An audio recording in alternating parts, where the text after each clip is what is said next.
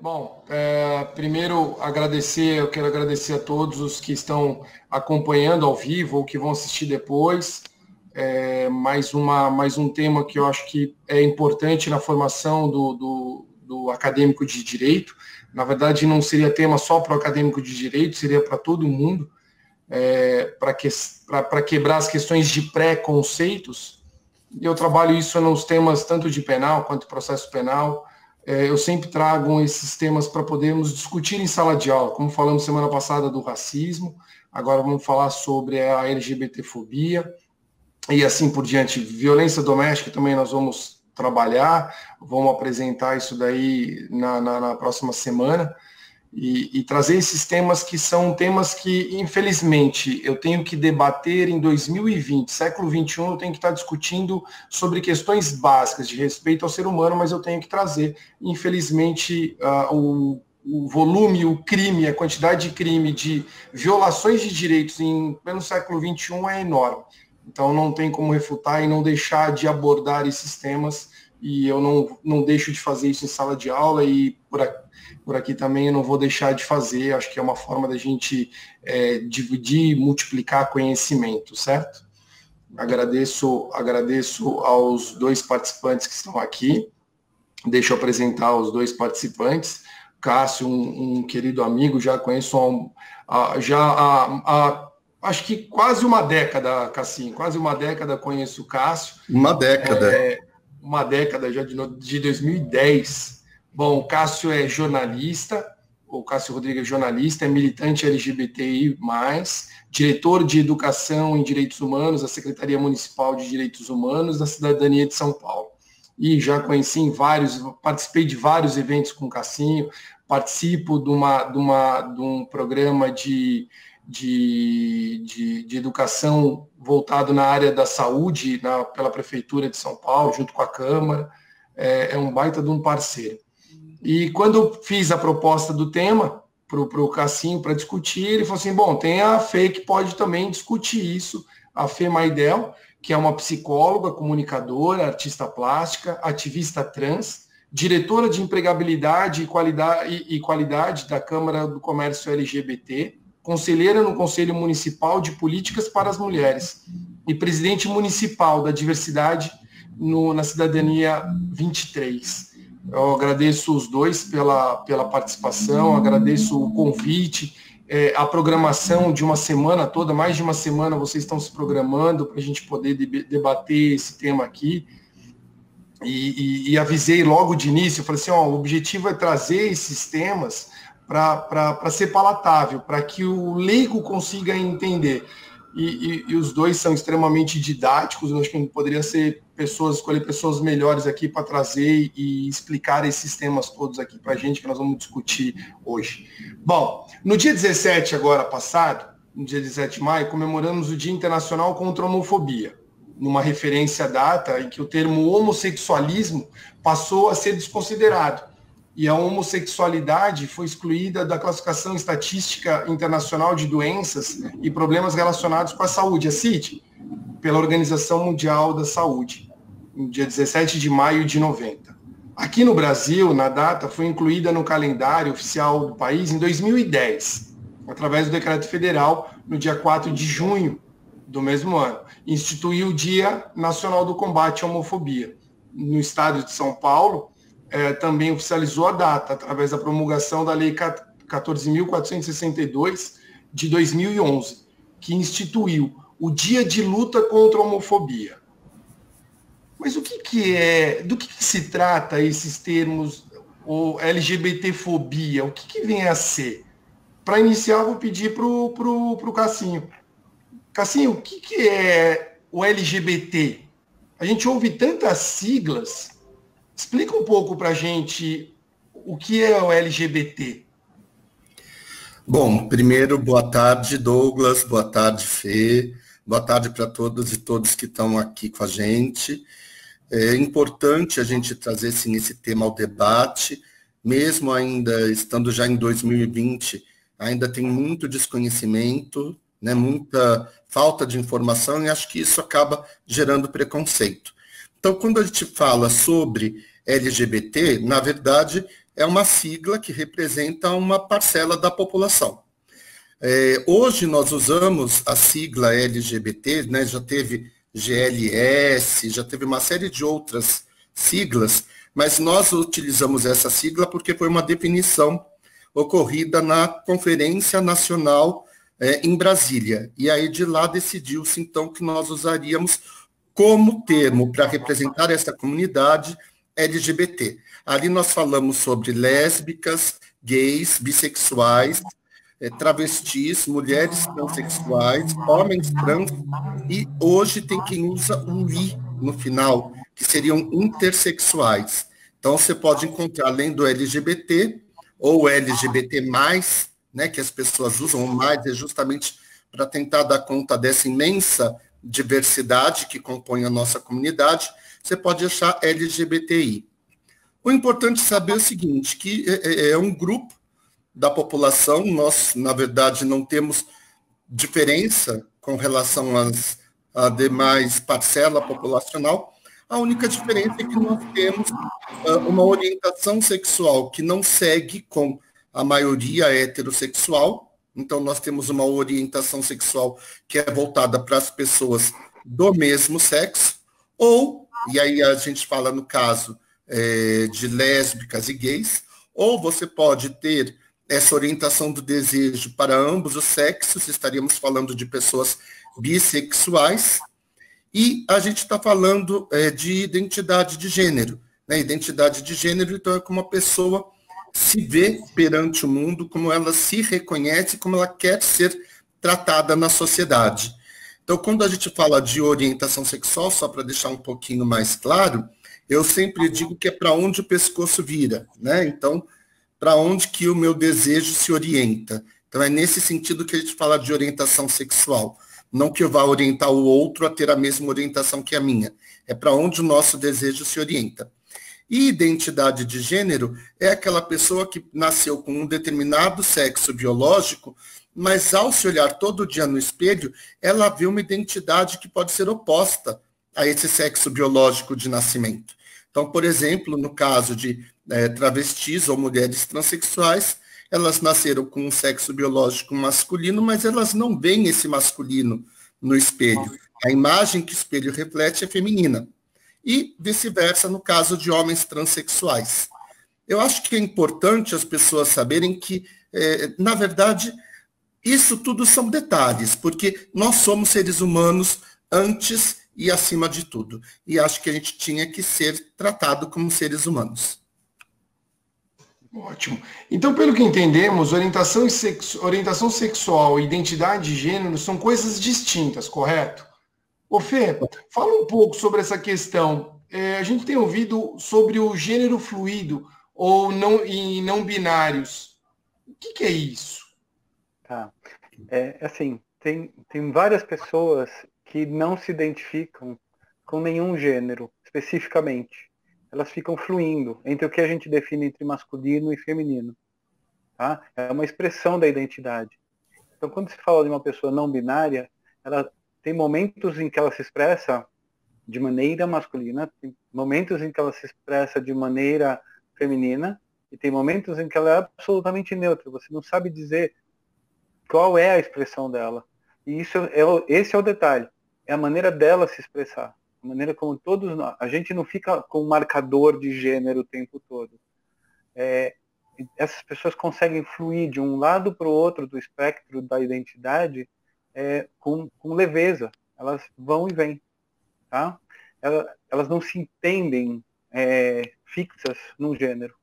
Então, por isso o nome gênero fluido ou não binário. Elas não estão presas ou no masculino ou no feminino. Tá? Elas podem fluir, simplesmente.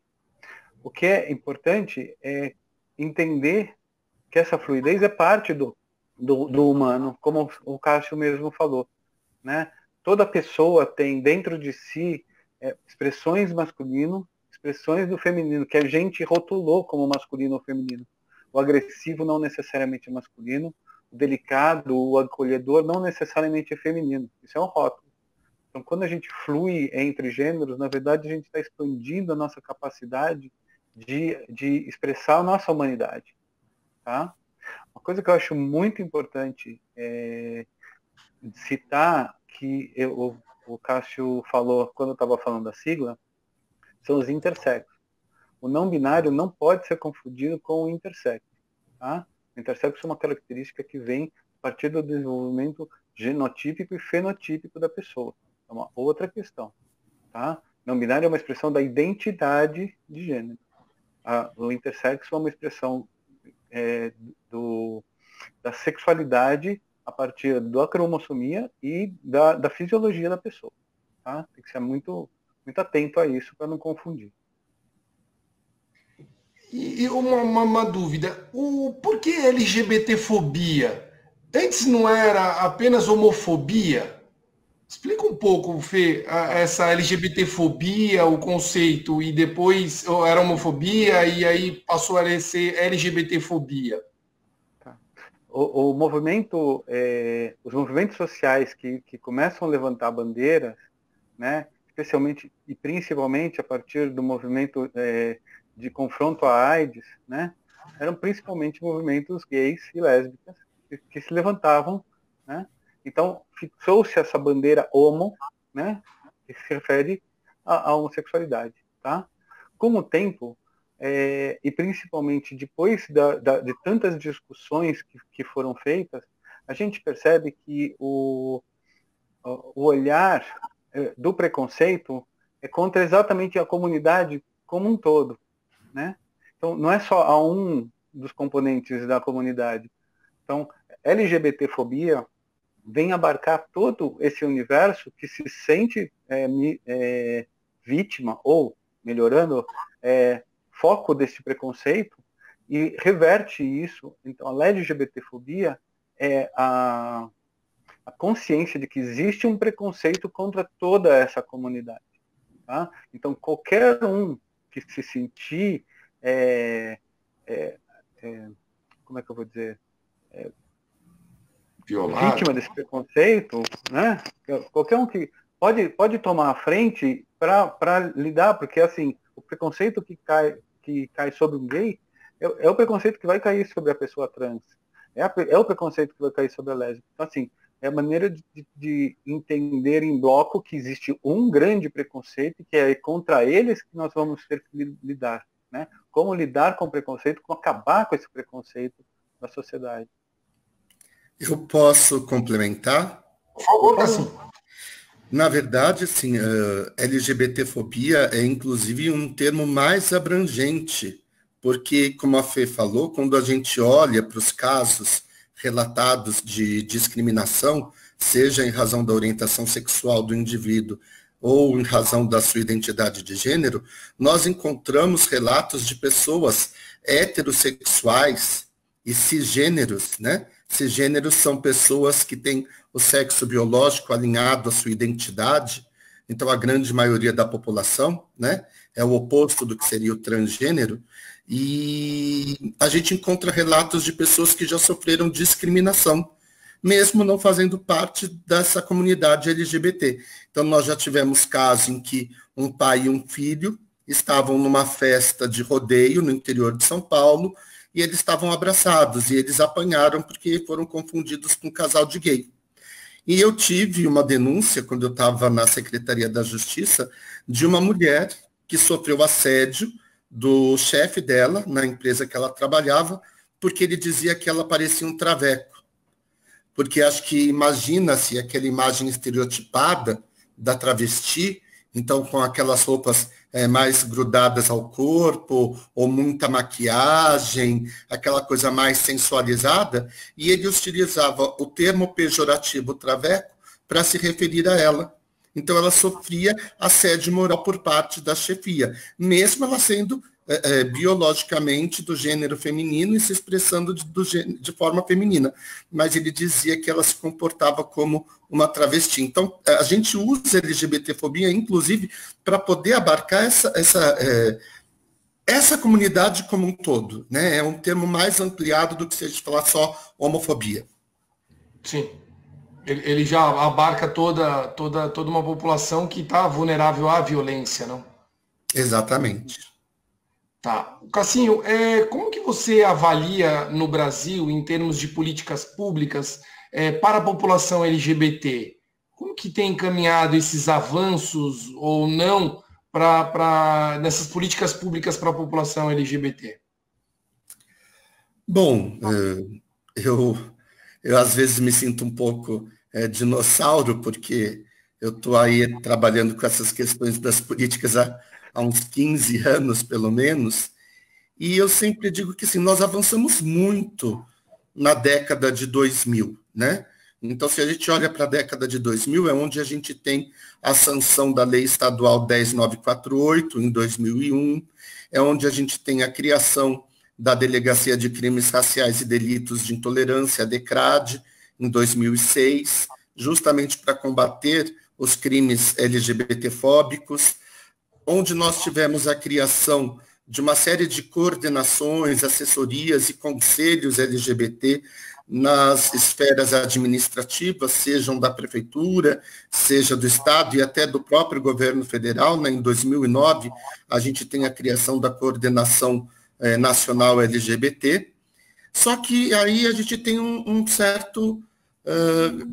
com todos esses avanços, a gente começou a ter uma onda um pouco refratária na década seguinte, né? Então, aí é onde a gente começa, por exemplo, se a gente for lembrar, o primeiro governo da presidenta Dilma, ela foi muito questionada pela bancada evangélica e conservadora, né? Bancada essa que é da onde surgiu, inclusive, nosso atual presidente. Então, ali a gente começou a ter alguns vetos às políticas voltadas para a população LGBT.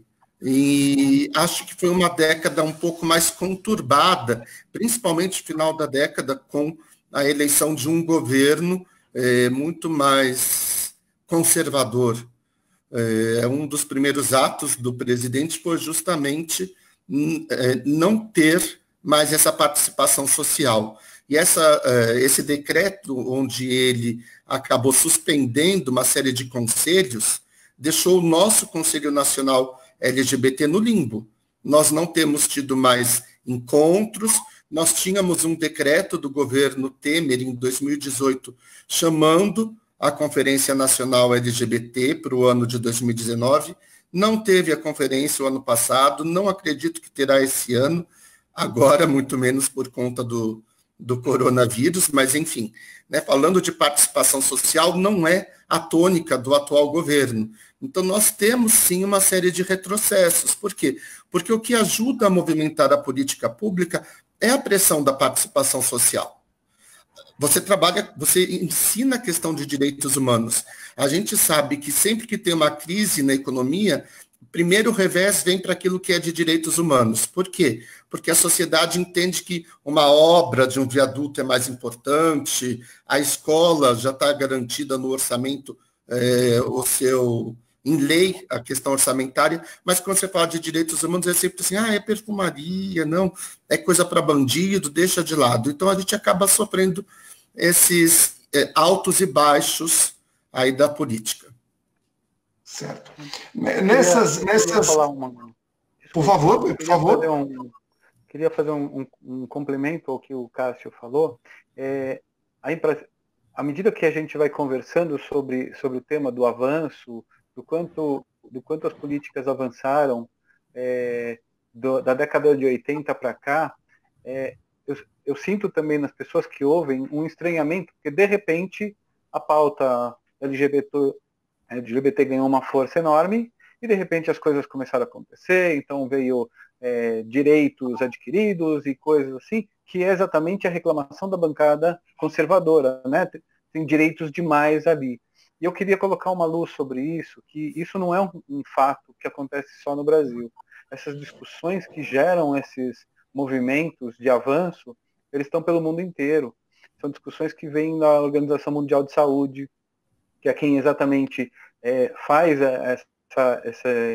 o catálogo internacional de doenças, que tirou também a travestilidade do rol de doenças, colocou no rol de saúde, né?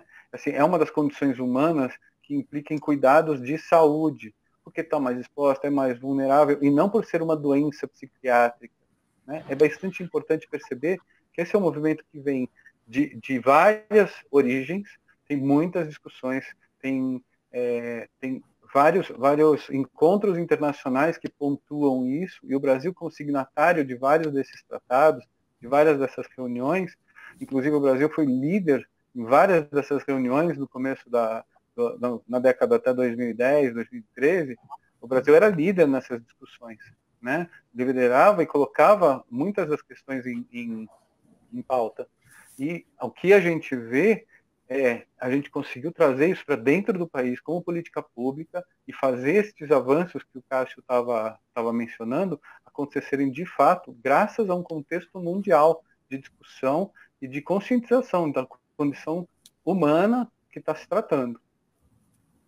E Douglas, só para as pessoas também não acharem que não houve avanço na última década, na verdade eu falei um pouco sobre a questão do ponto do executivo, mas quando a gente... E do legislativo. O legislativo, acho que há quase 20 anos tem sido omisso.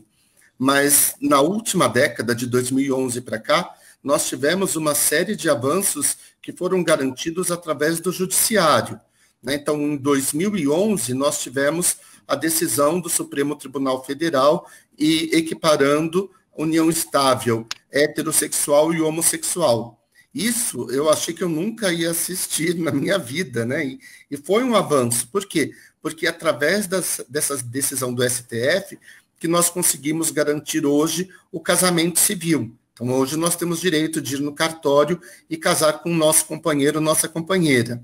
Depois dessa decisão do STF, ainda através do Supremo, nós também conseguimos ganhar, por exemplo, o direito às travestis, mulheres transexuais e homens trans, de ter a retificação do nome no registro civil, sem precisar de recorrer à justiça, porque antes era necessário um processo, você tinha que judicializar a questão, e sem necessitar, por exemplo, de uma cirurgia ou de um laudo médico que atestasse que ela tinha essa questão, como a Fê falou, que era chamada de disforia de gênero, né? E que agora o OMS já não trabalha mais com essa questão. Então, também o Supremo garantiu esse avanço, porque pense bem, o que é a primeira coisa que a gente ganha quando a gente nasce? O nome, né? O nome, né? E imagine você ter ali uma vida inteira em que você não pode ser reconhecida ou ter o direito de se chamar pelo nome com o qual você se reconhece. É uma negação de direitos absurda. Então, o Supremo também garantiu. Mas isso não... Embora a gente tenha a decisão do Supremo, isso ainda tem problemas. Porque, por exemplo, eu tenho governador no sul do país que mandou um ofício para os cartórios dizendo que ali ele não reconhecia, que não era obrigado a garantir esse direito às travestis e transexuais. Então, por isso que eu falei dessa questão do revés, dessa onda conservadora. Nós temos que lembrar que também foi o Supremo que garantiu a criminalização da LGBTfobia. E por quê? Porque ele realmente disse, olha, então, há uma omissão por parte do Legislativo, o Legislativo não pôs em votação o tema, então nós vamos tratar aqui no Supremo. E foi por conta desta omissão do Legislativo que eles votaram pela criminalização, equiparando ao crime de racismo, né? Então, se hoje nós temos uma decisão que criminalizou esses tipos de preconceito, de discriminação e de ataque de ódio, é porque havia uma omissão do Legislativo. E agora, a última decisão do Supremo, mais recente, desse ano, foi justamente para que gays e outros homens que fazem sexo com homens, que a gente chama de HSH, que eles tenham o direito de doar sangue. Porque havia uma norma da Anvisa que dizia que você, sendo gay, você precisava ficar 12 meses sem praticar sexo para poder doar sangue. Eu estou quase chegando lá porque o trabalho e a quarentena não estão dando muita chance. Mas é um absurdo, porque assim, veja bem, eu posso ter uma vida completamente regrada, ou eu posso ter um companheiro, e aí eu vou dizer para o meu companheiro, nós vamos ficar 12 meses sem trocar carícias, porque senão não posso doar sangue. E, na verdade, como a Fê falou, quando a gente olha para a questão da saúde, há muito tempo que não existe mais o conceito de grupo de risco. Existe o conceito de comportamento de risco. Se eu não estou dentro do comportamento de risco, o que me impede de doar sangue? O preconceito. Então, essa última decisão do STF foi justamente no sentido de derrubar talvez um dos últimos muros de preconceito que a gente tinha na questão LGBT. Essa questão da autorização de nome, eu lembro que eu ingressei com inúmeras ações para realizar essas alterações de nome por conta disso, tinha que juntar laudo, fotos, e realmente o que hoje em dia você já não tem mais essa necessidade. Em outro tema também que dói, e esse foi o recente, foi de muitos alunos. Eu faço algumas campanhas para, por exemplo, doar sangue, eu vou com alunos, e tive um aluno no final do ano passado que eu convidei para fazer, né? Eu chamei um grupo de alunos para fazer, ele chegou, pô, professor, eu até faria, mas eu sou gay, não posso doar. Pô, é de um constrangimento ímpar, né? Realmente essa questão do comportamento promíscuo como se fosse natural do gay, né? Que só gay estivesse exposto a qualquer tipo de risco, né? E realmente essa decisão de permitir a doação de sangue para homens que saem com homens, realmente isso daí realmente um dos últimos tabus, né? Para se quebrar, né? E lembrando, são todas decisões judiciais, né? A gente depende ainda muito do legislativo para poder regrar de fato esses temas, né? E que é um outro tema também que não será tão simples assim, né? Ô, Fê, perguntar para você, essas decisões do Supremo impactaram o segmento de travestis, mulheres transexuais e homens trans? Como você avalia isso? Então, eu vou amarrar algumas coisas, alguns termos que a gente veio falando aqui, para dar um pouco de sentido que eu vou falar. Sim, lógico, existe o impacto. Mas a gente está falando de direitos humanos, a gente está falando de dignidade humana, que é algo que o Supremo, quando você provoca o Supremo, essa é a bandeira que ele levanta. Existe uma dignidade humana sendo ferida. Eu não posso constranger um cidadão, não posso constranger o ser humano a uma situação fora da regra. Se eu for exposta ao constrangimento num lugar público, isso fere meu direito constitucional. É muito importante o porquê que o Supremo está agindo desta forma. Ele não levantou a bandeira LGBT, ele levantou a bandeira da cidadania, da dignidade humana, todos têm o mesmo direito perante a lei. É isso que está sendo muito bem colocado quando a coisa vem do Supremo, né? Respondendo à tua pergunta, assim, a primeira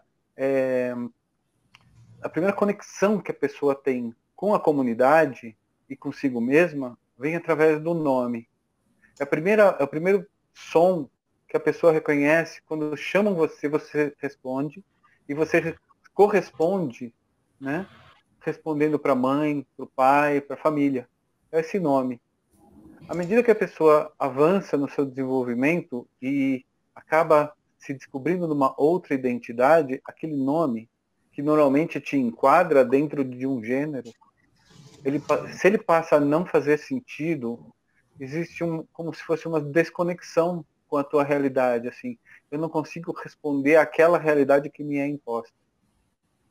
Tá? Essa é a importância do nome social, antes da retificação jurídica, antes do processo todo, a pessoa poder usar o nome que a representa no mundo, né? A maior parte da humanidade aceita de bom grado o nome que lhe foi dado, ou engole, mas a Xuxa é a Xuxa, o Pelé é o Pelé, o Didi é o Didi, a gente tem milhares de pessoas que usam o seu apelido porque o nome não corresponde àquela persona social, e ninguém reclama, né?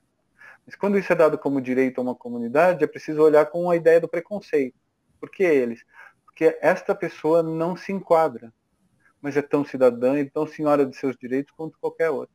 É muito importante colocar isso.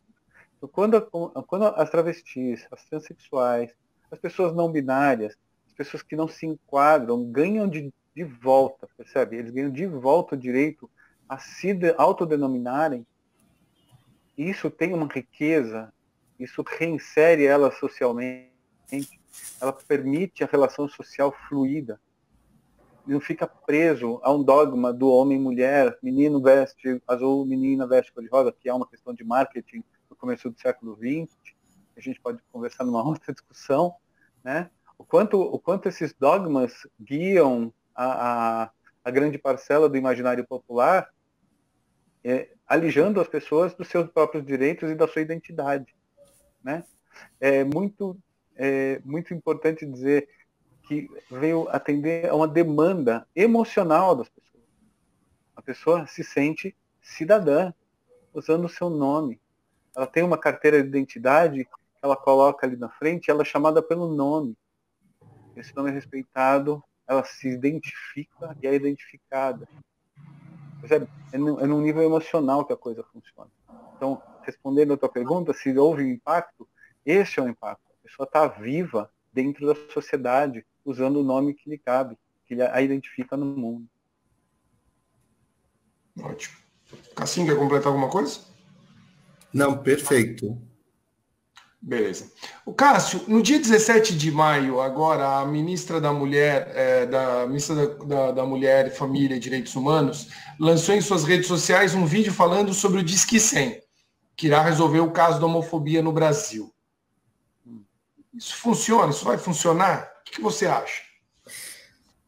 Bom, é uma pergunta que deixa a gente um pouco numa saia justa, né? Eu trabalhei como coordenador estadual de políticas para a diversidade sexual durante 2 anos e pouquinho, 2 anos e meio. E a gente recebia muito denúncias do Disque 100. Qual é o grande problema do Disque 100, na verdade? Ele é um canal para denúncia, mas não é uma denúncia qualificada. Então, eu posso receber a denúncia dizendo assim: Douglas, que mora no Espírito Santo, ligou do orelhão da rua dele dizendo que está sofrendo violência pelo pai. Ponto. Eu não vou ter ali um telefone de contato, um e-mail, um CEP. Quem é Douglas? O que eu faço com essa denúncia? Ela entra só para fins de estatística, né? E aí, quando a gente tentou conversar isso lá atrás, já com o governo federal, eles diziam que eles não podiam obrigar a vítima a dar dados, porque isso poderia deixar ela mais vulnerável. E eu discordo, porque assim, a gente já recebeu, teve uma vez que a gente recebeu, acho que quase 10 denúncias iguais, que era a mesma pessoa e que nunca deu dado. Essa pessoa não quer ser achada, porque se ela liga 10 vezes denunciando e não deixa um telefone de contato, isso provavelmente é uma denúncia falsa, né? Então, assim, a gente precisa, eu sou super a favor do Disque 100, eu acho que a gente precisa garantir que as pessoas acessem esses canais de denúncia. Então, no período que a gente estava na Secretaria da Justiça, a gente estimulou muito para que a denúncia fosse feita online. Nós podemos fazer hoje no estado de São Paulo a denúncia direto pelo site da Secretaria da Justiça, mas lá no site a gente tem alguns itens que são obrigatórios. Então, por exemplo, o que é obrigatório? E-mail, ou alguma forma de contato, e-mail ou telefone. Por quê? Porque eu preciso dar uma devolutiva para a pessoa. Eu preciso falar com essa pessoa, saber o que aconteceu, às vezes eu preciso fazer uma oitiva dessa vítima, né, até para que a gente possa transformar isso num processo administrativo ou um encaminhamento ao Ministério Público. Então, a minha crítica é que foi um vídeo muito... o Disque 100 é o salvador do mundo, mas o fluxo não salva ninguém, entendeu? Então, acho que ela se equivocou nesse sentido. Ela deveria ter olhado um pouco, ter pactuado com os gestores. Nós temos um fórum nacional de gestoras e gestores LGBT, deveria ter pactuado o fluxo do Disque 100 com esses gestores para o recebimento da denúncia, porque depois o que eles fazem? O estado tal é o que mais tem casos de LGBTfobia registrada no Disque 100. Ok, mas como é que a gente acha essas vítimas? Então, acho que você precisa ter alguns marcadores. A gente tinha isso na Prefeitura de São Paulo, quando a gente atendia pelo Centro de Combate à Homofobia. A pessoa tinha que dar um dado para que você pudesse encontrá-la. Se ela desse um telefone falso, um e-mail falso, aí, né, enfim, se arquiva, mas pelo menos ela tinha que dar uma forma de contato. Não dá para ter um Disque 100 que você pode falar qualquer coisa e achou que isso virou estatística. É só para virar número, né? Porque você não consegue realmente ter algum dado qualificado, né? Você não tem uma denúncia qualificada que você tenha informações para você poder solucionar. É só para contar se morreu ou não e qual foi o tipo de agressão, né? Quer dizer, só para estatística mesmo. Então, por exemplo, tinham denúncias que, assim, a pessoa ligava e dizia, olha, na minha rua morreu uma travesti. E não diziam nem a cidade que morava, às vezes. E isso chegava para a gente, no Estado. O que eu faço com isso, gente? Como é que eu vou localizar isso? Que estatística é essa? Ela é real?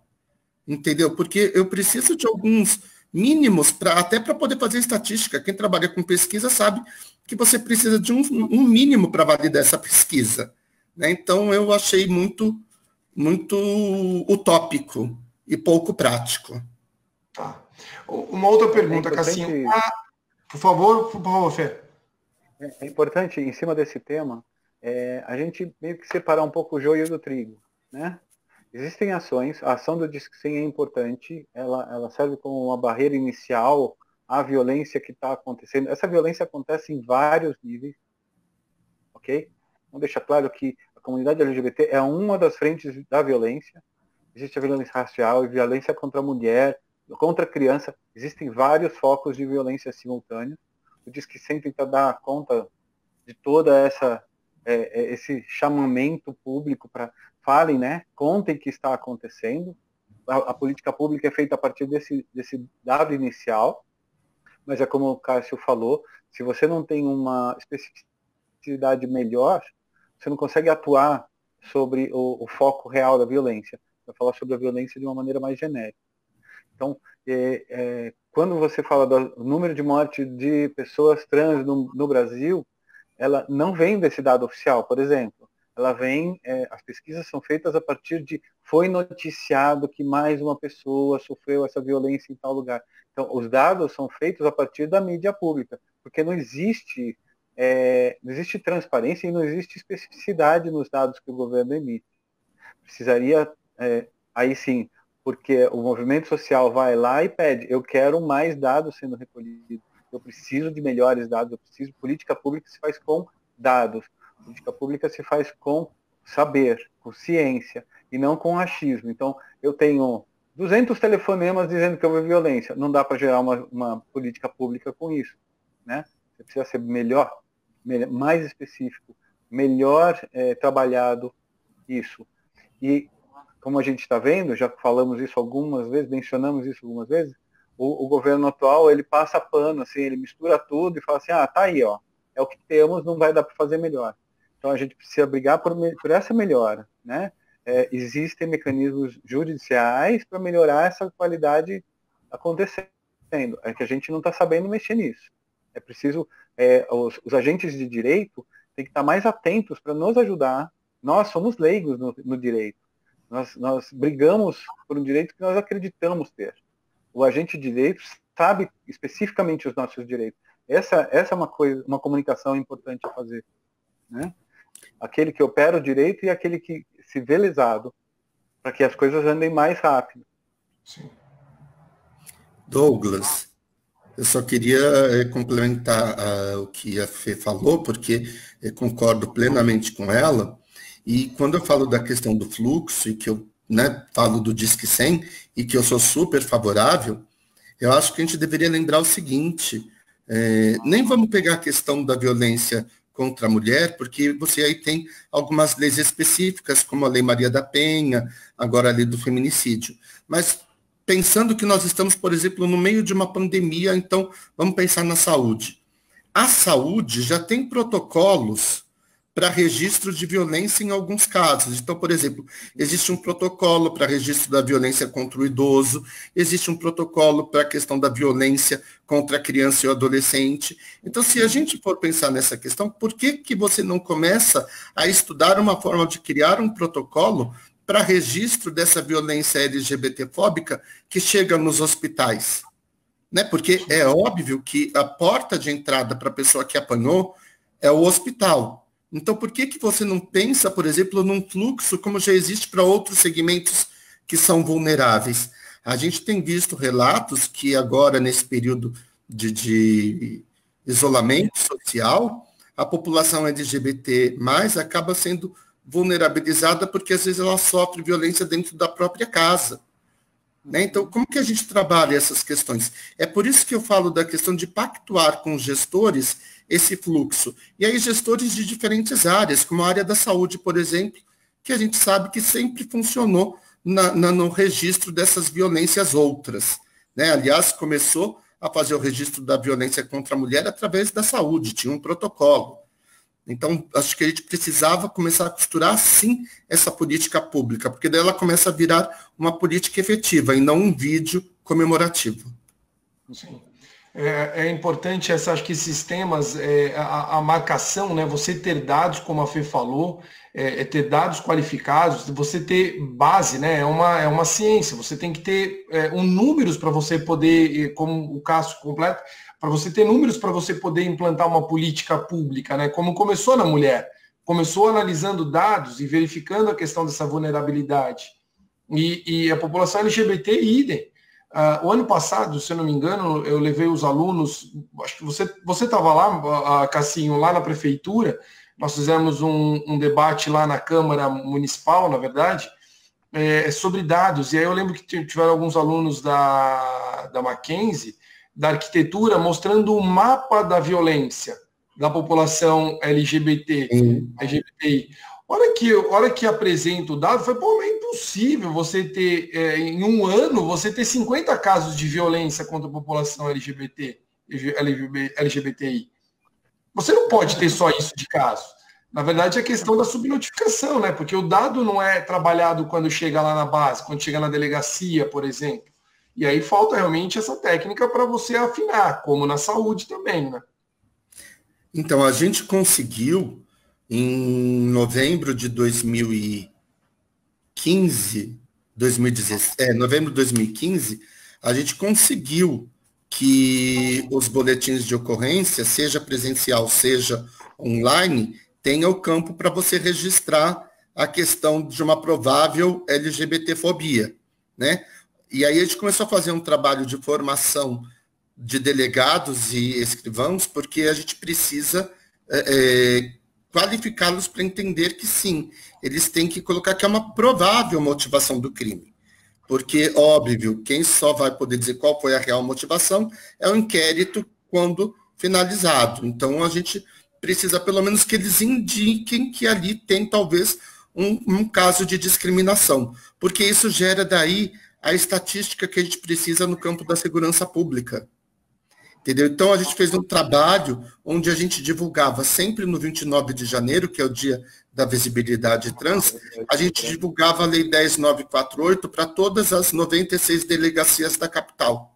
Então, foram 3 anos fazendo esse trabalho, divulgando a lei e dizendo, olha, tem que colocar ali que é uma provável discriminação LGBTfóbica, porque daí você começa a ter dados estatísticos, né, e dados de uma Secretaria de Segurança Pública, que aí são oficiais, entendeu? Até para você dizer assim, olha, bairro tal está tendo muito ataque a travesti, ou tem muito ataque a lésbica, então vamos aumentar o policiamento nesses bairros, enfim, é dessa forma que a gente consegue fazer a política pública acontecer, né?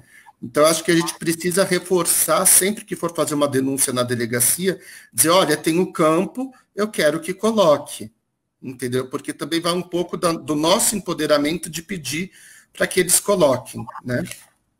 Sim. É uma conscientização de todos os lados, né? Uma reeducação de todos os lados, né? Sim. Desde a infelizmente, da vítima, que tem que saber sobre os seus direitos na hora de fazer constar os dados, quanto os profissionais que estão lá para fazer isso, né? Cassinho, eu gostaria que você falasse a respeito de duas leis, uma lei estadual e uma lei municipal. A lei estadual 10.948, de 2011, e a lei municipal 17.301, que são leis administrativas. Rapidíssimo, porque daqui daria para a gente ficar falando uma hora, mais de uma hora cada uma delas. Mas Sim. o que tem em comum entre elas e os objetivos? Tá. É o que eu falei, né? Infelizmente, como o Congresso Nacional não legislou, a gente só tem como proteção para a população LGBT leis administrativas. Então, tanto as leis estaduais quanto municipais. A gente tem o estado de São Paulo, mas tem Rio de Janeiro, tem uma série de outros estados que possuem legislação administrativa. A do estado de São Paulo, a 10948, ela é de 2001, ela vai fazer 19 anos em novembro desse ano, e foi uma das primeiras leis que proibia e punia a discriminação à população LGBT. Assim, a lei, ela proíbe qualquer pessoa, cidadão comum, e também pessoas jurídicas, então tanto físicas quanto jurídicas. Só que a penalização é a seguinte: primeiro, pode ser uma notificação diária oficial, né? Segundo, é uma multa. E aí essa multa varia, inclusive, de acordo com o grau da violência e da discriminação e com o tamanho da empresa. Pessoa física também pode ser multada. Tá? No caso, por exemplo, da discriminação que a torcida do Corinthians fez, no caso do Sheik, quando ele postou no Instagram uma foto beijando o amigo, a gente entrou com um processo pela Lei 10.948, penalizando o presidente da torcida organizada. Então, ele ficou de pagar uma multa. Está lá o processo, ele fica com o CPF preso no Estado.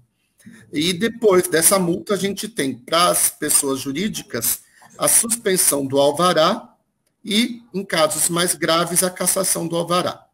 Essa é a lei estadual. A lei municipal, que foi aprovada agora em fevereiro, que é a 17.301, ela segue mais ou menos essa linha da estadual. Então, nós, da Secretaria de Direitos Humanos e Cidadania, através da Coordenação de Políticas LGBTI+, iremos receber as denúncias do que ocorre no município de São Paulo, iremos transformar em processos administrativos e vai ser feito um julgamento dessas denúncias. No caso, sendo comprovado que houve realmente uma discriminação, um preconceito, até um caso de violência mesmo, essas pessoas serão punidas de acordo com a lei, e que segue na mesma linha. A lei prevê, primeiro, essa advertência, segundo, a questão das multas, através das unidades fiscais do município, terceiro, a suspensão do alvará, e quarto, a cassação do alvará de funcionamento.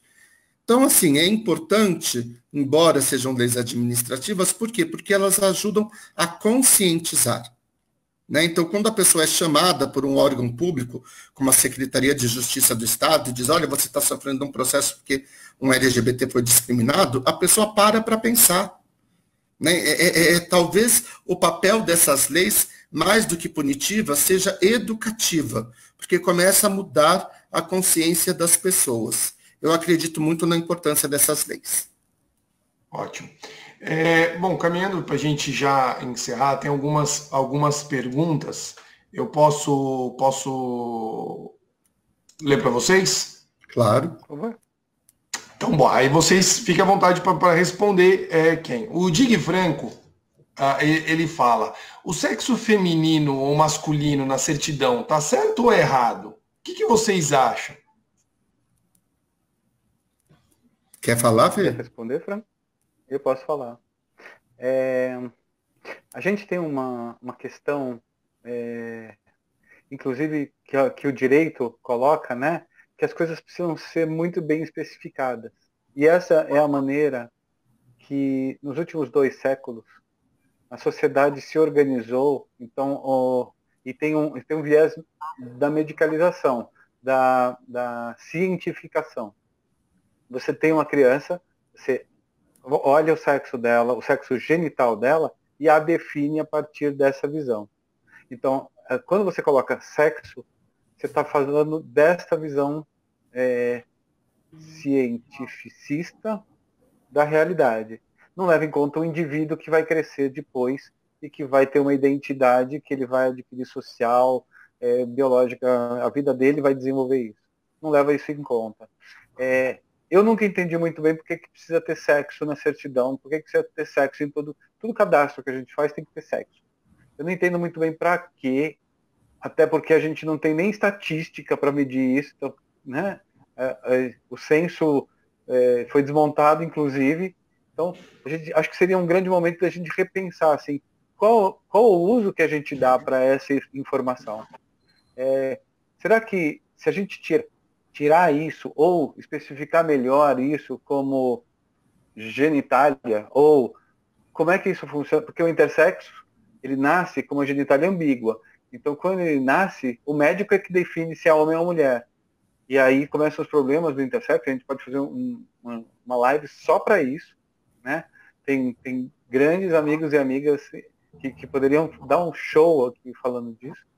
Mas acho que o que cabe aqui na resposta é: será que a gente não estaria na hora da gente repensar como a gente classifica as pessoas na nossa sociedade? Como a gente estratifica e põe em caixinha e reduz a pessoa a sexo, profissão, RG, origem, raça? Será que a gente não está diminuindo a pessoa? Ao invés de explicando ela, a gente está inviabilizando um monte de caminhos para ela por conta disso? Acho que fica mais uma pergunta do que uma resposta. Só complementando, eu não acho que é uma questão de certo ou errado. Eu só acho, como a Fê falou, que não é o sexo de nascimento que me define. Eu sou muito mais do que o sexo biológico de nascimento. Então, não acho que é uma questão de certo ou errado. Eu só acho que a gente não deve classificar as pessoas única e exclusivamente pelo seu sexo biológico de nascimento. Se a gente fosse falar, por exemplo, da questão da construção da sexualidade humana, o sexo biológico é um dos eixos que compõem a nossa sexualidade. Então, não dá para reduzir tudo ao sexo biológico. Certo.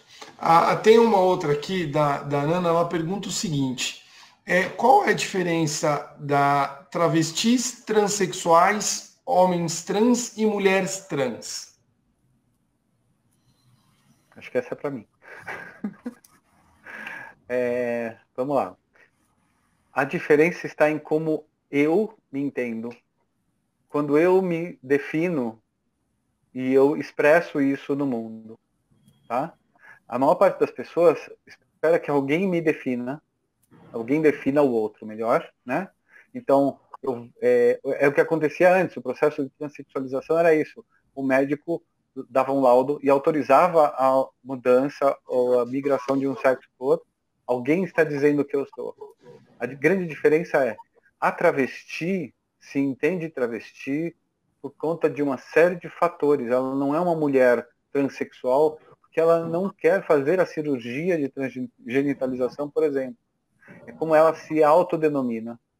É um conceito, retorna a coisa da Declaração dos Direitos Humanos. Eu me autodetermino. Tá? A grande diferença é essa. Quando uma pessoa nascida no corpo de mulher se define homem trans, ela coloca a sua identidade à frente de toda a biologização que pode ser feita sobre ela. Ela se entende como tal, como homem, assim, assado, assando. E a homens trans que mantêm o seio, a homens trans que tiram o seio, e não é isso que os define, entendeu? Isso é parte do corpo, não é a definição dela. Então, quando você é apresentado a uma pessoa, e no caso de ter dúvida, assim, como eu posso te chamar? Que é a questão do nome social. Como é que você se define no mundo? Essa é a grande pergunta, né? Eu sou uma mulher trans, ok? A despeito de qualquer comentário que alguém possa fazer, é assim que eu me entendo. Eu sinto, eu ajo, eu penso, eu tenho em mim essa consciência. E é isso que vale. Né? Quando a pessoa se denomina eu sou um homem cis, é porque a pessoa se entende assim. e ele está coeso dentro desse entendimento. A mulher trans, a travesti, a transexual, o homem trans, é a mesma coisa. Ela está expressando a coesão entre o que ela sente, o que ela entende e o que ela é. Assim? Tranquilo, perfeito. Eu tive uma aluna numa faculdade onde eu lecionei, e eu cheguei o nome dela era um nome que você não definia, né? Dava para você entender tanto como masculino como feminino, né? Aí eu perguntei, na dúvida, né? Eu já estava trabalhando com o tema, eu já estava no CRD, então eu já tinha toda a sensibilidade com o tema. Eu lembro, perguntei, como que você quer que eu lhe chame? E ela falou, ela sem problema, né? Falou, não, pode chamar assim, professor, não tem problema não. Beleza. E todas as turmas que eu leciono, eu falo sobre vários temas de direitos humanos e com relação à LGBTfobia, eu não fujo, e determinada parte do tema da aula eu menciono e explico, não na propriedade, na categoria que vocês dois estão fazendo isso comigo agora, explicando isso para a gente agora, mas eu tento fazer entendido, né? E tempo depois, essa senhora me procurou na comissão, estava na Comissão de Direitos Humanos ainda, e ela sentou e falou, professor, eu vou precisar da sua ajuda, porque eu estou tendo problema com os colegas de sala de aula. Eu falei, mas como? Eu falei, não, estão fazendo piada e tudo mais. Pô, isso para um acadêmico de direito, pô, é inadmissível. É tipo de brincadeira, de comentário, que eu não aceito isso de forma alguma, e quanto mais dentro de uma sala de aula de um operador do direito, de alguém que vai operar direito, que vai trabalhar com violações de direitos. Aí reuni a turma de novo, só com eles, falou, pô, pessoal, é assim, assado, tô tendo problema com isso. Não, professor, porque fizeram brincadeira? Eu falei, pô, mas não é coisa de brincadeira. É aquilo que vocês podem comentar, são aquelas brincadeiras, que não podemos chamar de brincadeiras, que você ouve desde pequeno, e aí você ouve, não, mas isso é uma brincadeira, desde pequeno eu ouço isso. Comenta só um pouquinho sobre isso, sobre essas formas de espizinhar no outro, né? Desde pequeno você ouve brincadeira, viadinho, e daí para baixo. Fala um pouco mais sobre isso. Acho que a gente tem que lembrar que a questão do preconceito, ele pode ser direto ou indireto. O preconceito direto é aquele que a pessoa se posiciona contrária à pessoa LGBT. O indireto é aquele em que ela faz comentários, assim, pelas costas, ou ela conta piada na frente de todo mundo, sabendo que ela vai causar vergonha, ou vai causar constrangimento na pessoa LGBT que está presente. É onde ela se recusa, por exemplo, a sentar ao lado dessa pessoa, né? Não, mas não é porque eu não gosto, é porque não quero sentar do lado, né? Então, assim, isso não deixa de ser preconceito, é um preconceito indireto, né? Aliás, é um preconceito velado, que às vezes é muito pior do que o preconceito direto. Porque o preconceito direto, quando você leva aquela bofetada na cara, né, que a pessoa chega e diz assim, não gosto de viado, você já sei onde eu estou pisando. E aí você pode até abrir para um diálogo. Agora, quando a pessoa te dá um tapinha nas costas, mas fala mal de você por trás, é muito pior, porque não te dá a chance da defesa, né? Não dá a chance de você poder se colocar frente a essa situação. Então, eu acho que, às vezes, o preconceito velado, para quem sofre o preconceito, é muito mais danoso do que o preconceito direto.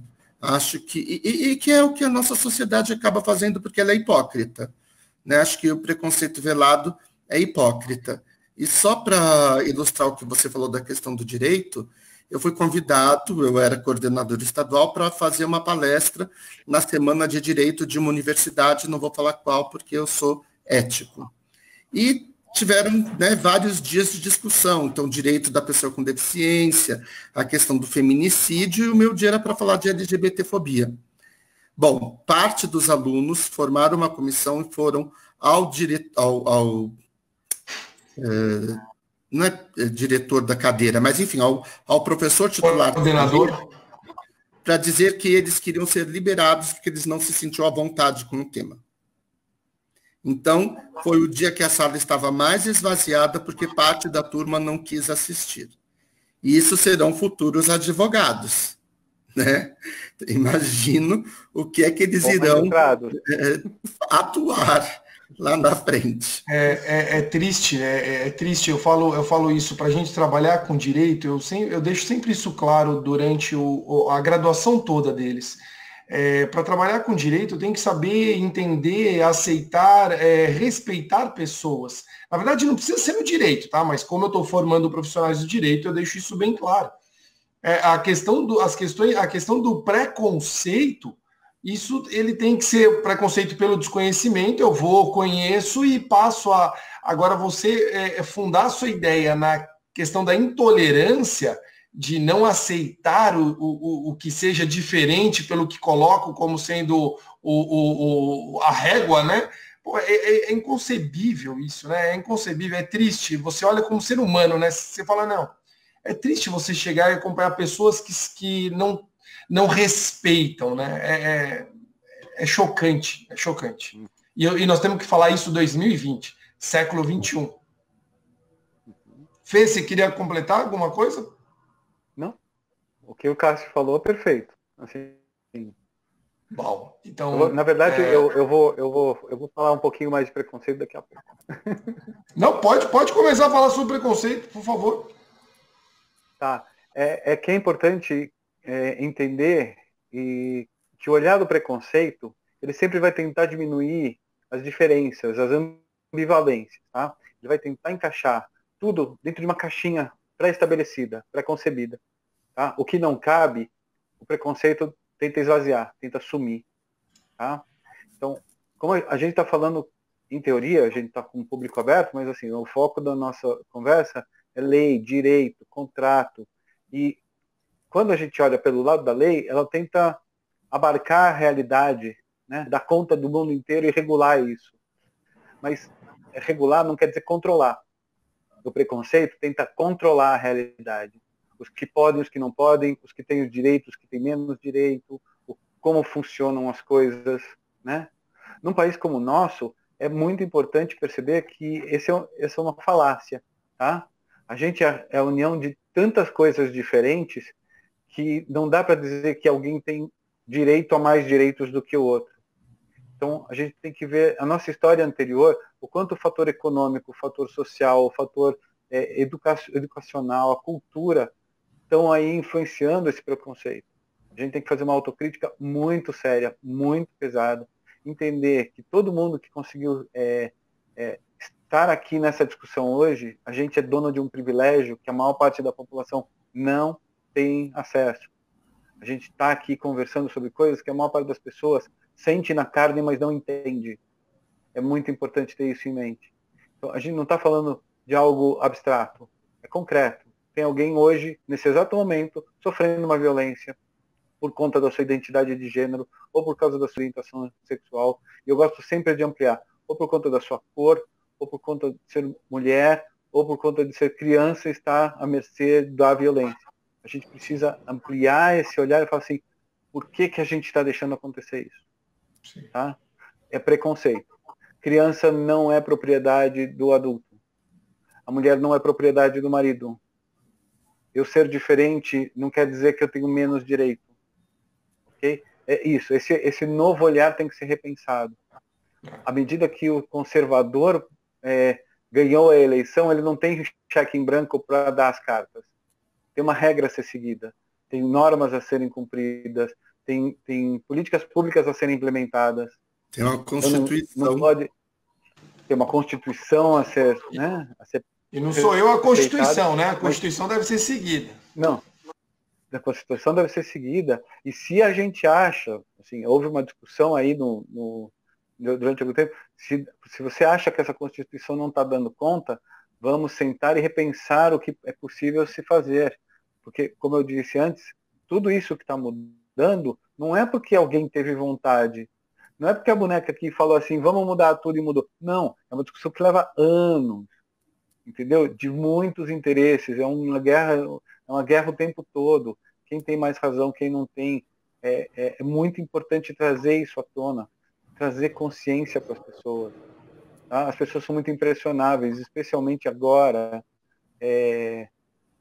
Eu vou falar, essa nossa conversa tende a ser atemporal, mas assim, ontem, eu ouvindo a gravação lá da reunião da Presidência da República, o ex-ministro da Saúde fala assim, existe uma coisa que a gente vai ter que lidar depois, que é o medo.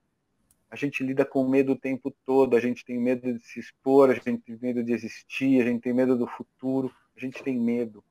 A gente precisa trazer isso para perto, entender por que temos tanto medo num país que, teoricamente, consegue nos abraçar. Por que a gente não está dando conta de ser um país bom para toda a população? Por que a gente tem privilégios desse tamanho? Acho que é isso que eu queria trazer, porque a nossa discussão, que é focada num tema, ela reverbera outros grandes temas também. Sim. Se a gente cuidar só de um, a gente pode não estar cuidando do outro. A gente tem que pensar geral e específico ao mesmo tempo. Sim. Bom, a gente já está caminhando já para 1h10 já de papo aqui, e se deixar a gente podia fazer a live maior do que do... Qual que é o nome do rapaz lá que ficou 8 horas de live? Esqueci agora o nome. Fala tranquilo, deixar comigo. Hã? Fidel Castro? Não, teve um que ficou lá, um cantor que ficou, foi, pô, se deixar comigo dando aula, ficou horas aqui dentro. Eu achei que só o Fidel Castro conseguia essas proezas. Eu ficaria aqui horas com meus alunos, eu falo, pô, vamos lá, pessoal, hoje nós vamos ficar só até meia-noite, tá tranquilo, porque hoje não tem que pegar ônibus nem nada, eles ficam malucos comigo. Mas se pudesse, a gente ficaria mais tempo, mas acho que foi bacana, acho que os pontos que nós... Gustavo Lima. Bom, Marti, a matéria tá tudo em ordem, né? Mandou de cara, respondeu que era o Gustavo Lima. Okay. Mas acho que assim, o objetivo foi cumprido de trazer esses temas e esclarecer. E eu deixei isso muito claro. Eu tenho os alunos, a minha preocupação é com os acadêmicos. Vocês, naturalmente, quando a gente fala no nosso meio, a gente fala para os nossos que conhecem o tema. Vocês trazendo esse tema para cá e conversando, eu estou trazendo para pessoas que não tinham um conhecimento mais detalhado e de profissionais técnicos falando desse tema. Então, eu agradeço os dois. O Rodrigo que está aqui, o Rodrigo foi meu aluno, hoje o Bertolazzi, ele é advogado e está na ONG. Qual que é a ONG, Rodrigo? Ele está numa ONG de população LGBTI, está iniciando um projeto lá. Eu vou falar qual é, mas, pô, o extremo orgulho de ter o Rodrigo aí fazendo parte, foi aluno e acho que ouviu tantas histórias sobre a área de direitos humanos. Eternamente Sou, a ONG que o Rodrigo faz parte. Hã? Parabéns para o Rodrigo. Depois você vai conhecer o Rodrigo, os dois vão conhecer o Rodrigo, pô, é um baita de um parceiro aí, e responsável pelos cafés que tinham lá na Anhanguera, era responsável por levar a carne louca para finalizar bem o semestre. É um querido amigo, Rodrigão. Bom, só para a gente encerrar, gostaria que vocês falassem aí, deixassem algum recado, alguma mensagem, a Fê primeiro, depois o Cássio, e aí a gente encerra, tá bom?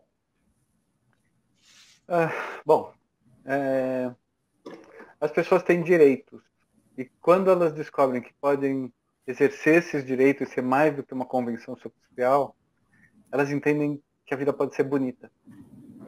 Tá? Quando a gente entende que o desejo não é só o corpo ou status, o desejo é de estar vivo. Isso faz muita diferença. Expressar isso na minha identidade faz diferença. Então, quando você olha para um outro e esse outro gera estranhamento, e eu estou colocando isso em todos os níveis, tá? Você olha para o outro e gera estranhamento, procura entender o motivo do outro, a expressão do outro, porque ao olhar do outro você também pode ser um estranho. Você também tem peculiaridades e desejos que o outro não concebe. Isso é a beleza de estar vivo. Isso é a beleza de uma sociedade plural. E a gente precisa crescer como sociedade, como indivíduo, para aceitar essa diversidade.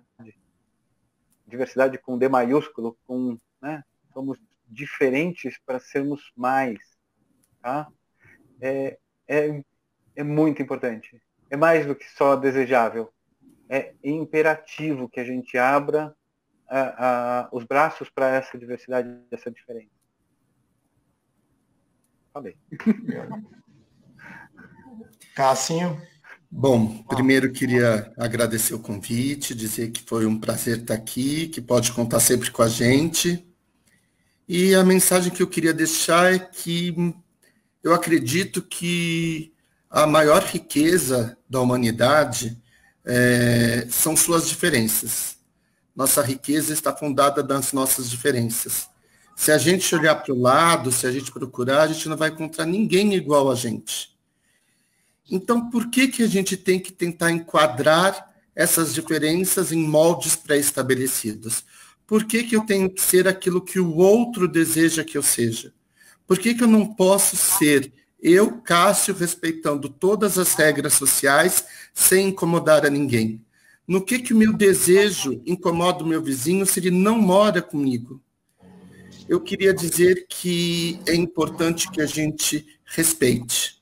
Respeite qualquer pessoa, respeite por sua idade, respeite por sua cor, respeite por sua orientação sexual, sua identidade de gênero. E, acima de tudo, eu queria dizer que nós, LGBTs, vamos continuar sempre resistindo. Vamos continuar sempre nos colocando no lado oposto à antidemocracia. Tudo aquilo que quiser acabar com nossos direitos e que a gente sabe o quanto foi duro conquistar, o quanto as pessoas morreram nesse caminho, nós seremos contra. Nossos direitos são nossos direitos e não tem nenhum presidente que vá dizer que nós não os temos. Bom, obrigado aos dois pela participação e contribuíram enormemente, acho que para trazer conteúdo técnico e de uma forma bem fácil de entender, sem tantas terminologias. São dois profissionais técnicos e que realmente se fizeram entender explicando para o leigo, que não é o da nossa área. Da nossa área, eu falo, boa parte dessas pessoas que estão assistindo são operadores do direito ou acadêmicos de direito. Então, acho que trazer essas questões que nós não conhecemos para o direito, eu acho que é a minha parte de quebrar alguns preconceitos. Eu lembro do Cássio, uma vez, conversando isso já tem tempo, do Cássio, falando se tinha algum problema, se não teria a falta de legitimidade para falar sobre a questão da homofobia, pelo fato de não ser homossexual, e de uma forma muito generosa falou assim, o fato de você falar já está servindo, já está sendo de grande valia. E não precisa ser, na verdade, não preciso ser mulher para falar sobre violência contra a mulher, não preciso ser negro para falar sobre o racismo. Eu acho que basta a gente poder ter o mínimo de empatia ao próximo, de sentimento ao próximo, para a gente poder fazer algumas defesas. E a resistência que vão encontrar com vocês, tem comigo também, tem inúmeros profissionais do direito que se formaram aí, que passaram por mim, tiveram alguma ideia sobre esses temas, a resistência vai estar por parte de todos nós. Vamos aceitar nenhum tipo de menosprezo, não aceitamos nenhum tipo de menosprezo, com qualquer que seja, e com a população LGBT muito menos. Tá bom? Agradeço aos meus amigos, alunos aqui, vários, que já sofreram até dizer chega, outros não mais. Agradeço vocês pela participação. Depois vocês têm um monte de comentário aqui para vocês responderem.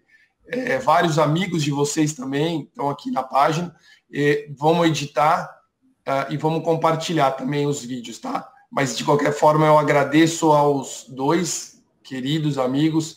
Obrigado pela disponibilidade de estarmos nessa tarde de sábado. Também não tem muito mais o que fazer, né? Sábado na quarentena. Não ia falar isso, podia fazer qualquer coisa, não tenho o que fazer, mas eu agradeço a disponibilidade de vocês, de estarem aqui e trazerem o conhecimento de vocês, tá bom? Muito obrigado. Obrigado. Obrigado, pessoal. Até mais. Semana que vem traz outra, hein? Vamos embora. Valeu.